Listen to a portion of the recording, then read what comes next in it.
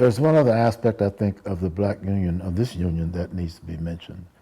And that is, I think, its role in protecting this community from dangerous elements, like the Klan, and like whites who would do harm to folks in this community.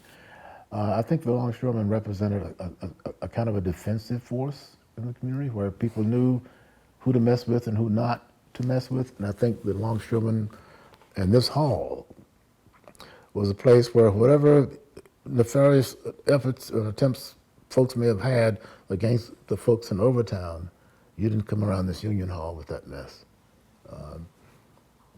And I know that there were also instances in our history where members of this union retaliated against race violence against black people. Miami was a part of the South from the very beginning. The people who came here who were white in the 1890s mainly came from Georgia and from the South, and they brought those attitudes with them. Miami was no different from Jacksonville. If you go back to the 1920s, the Klan, Miami had the second largest Klan chapter in the state. That only began to change in the 1950s when many white folks from the North started settling in South Florida, particularly on Miami Beach. And you had more sensitivity to race and to race conflict in the community.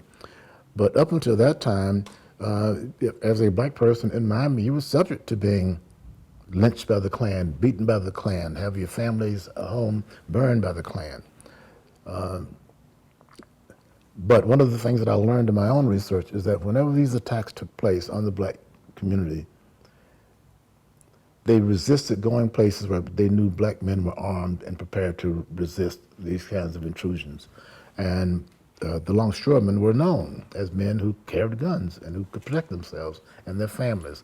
And I think that that was one of the reasons why our families were less subject to that kind of harassment. For example, in Bunch Park, where many of the black Longshoremen lived, we didn't even have the police out there. The Longshoremen got together when we moved to Bunch Park, and I think Longshoremen, I think, were the major group that pulled this together. But they sat down with the police chief of Opelika and told him, "Don't send cops over here, riding up and down the streets in Bunch Park. We will take care of problems in our community. If we need the police for a serious crime, we'll call you."